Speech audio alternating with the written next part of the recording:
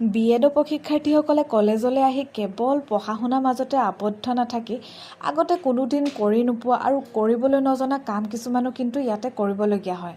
গতিকে বৰ্তমান আমি বিএড কৰি থকা সময়ছোৱাতনো কি কি কৰিবলগীয়া হৈছে তাকে ভাবিছোঁ আজি আপোনালোককো অলপ দেখাম।